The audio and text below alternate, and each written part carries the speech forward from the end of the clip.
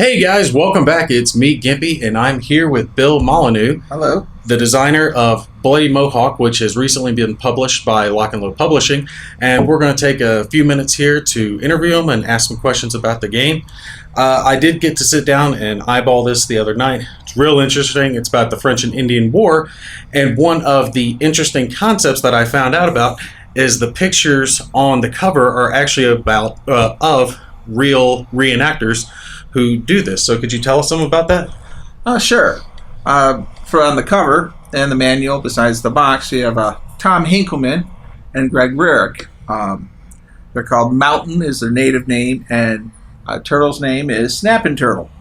They're renowned French Indian War reenactor natives. They portray Shawnee natives, and you'll see them throughout western Pennsylvania. And throughout the manual, what we did is, rather than using artwork, we have different reenactors and their pictures. And this is the Augusta Regiment. They're the unit that was formed to help Pennsylvania, drive the natives out of Pennsylvania. And this whole unit is based out of Williamsport, Pennsylvania, and they portray the Augusta Regiment. So it's a very unique concept that when we used reenactors rather than artwork from, like, say, Don Triani or someone, that we went the extra step to get living historians. All these gentlemen that portray French Indian War of some type of a unit, they all have an extremely good knowledge of the French Indian War. That's outstanding. One of the other things that I noticed about the instruction manual is that the actual rule instructions are relatively short, and then the rest of the manual is scenarios. And there's actually a reason for that, right? One of the concepts of Bloody Mohawk is this is being sold also at historic sites such as Fort Ticonderoga, Fort Ligonier, and so a tourist family would be in the gift shop and they could have seen the game on the shelf and they have 2 or 3 kids with them. 10, 12-year-olds can play this with no problem. The rules are only 3.5 pages. So mom and dad could pick this up, play with their kids, and learn about the French Indian War. And there's 12 scenarios. And the very first one is Jumonville Glen, the beginning of the French Indian War. George Washington started the French Indian War. And I didn't know that. It only has a few counters. It's a very short introductory game. And then as you go through the manual of the scenarios, you'll see they do get longer and they have a larger order of battle. So the concept is the tourists can purchase one of these. Every battle is based on an absolute real historical battle. Correct. With the correct order of battle of the units involved. And here we have Fort William Henry, Last of the Mohegans. Most people have seen the Last of the Mohegans.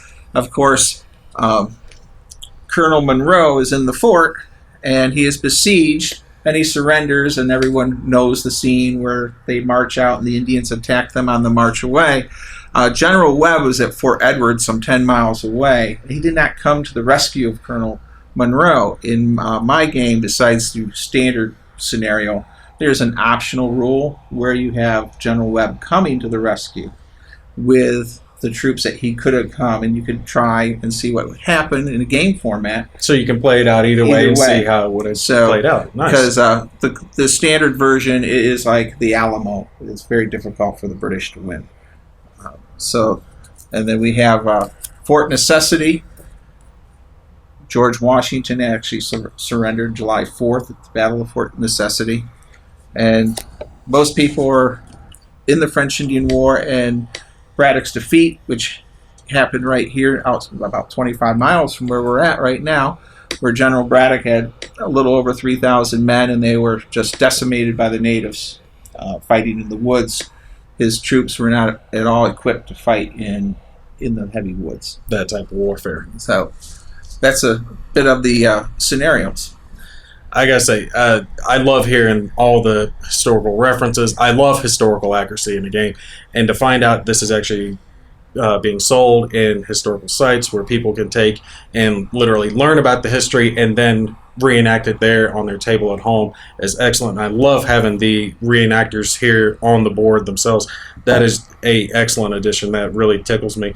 Is there anything else you'd like to tell us about the game? Well, you also see my picture is on the back of the box, and a little self-promotion there. Self-promotion there. The counters are very well done. I have to say that Lock and Load is above and beyond on the counters. They're laser cut, they're wood, they're nice and thick. And when we did the artwork for these, I actually would go back to David and say, particular uniform wasn't quite right. And he was fantastic. So our counters are perfect as far as how the little images look and how they were actually drawn by the artist. So the uniforms of the everything soldiers is involved are perfect, right. historically accurate. I like that.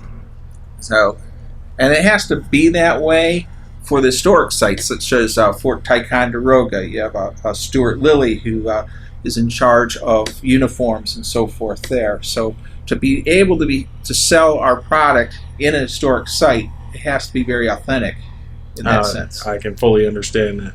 Well, Bill, I'll tell you what, I appreciate you taking the time to sit down and tell us about the game. I'm really looking forward to trying it out myself. I think my wife's going to do a guessing video on it as well, so you guys stay tuned for that one. Bill, we thank you for your thank you time. very much for your time. You have a good one, sir.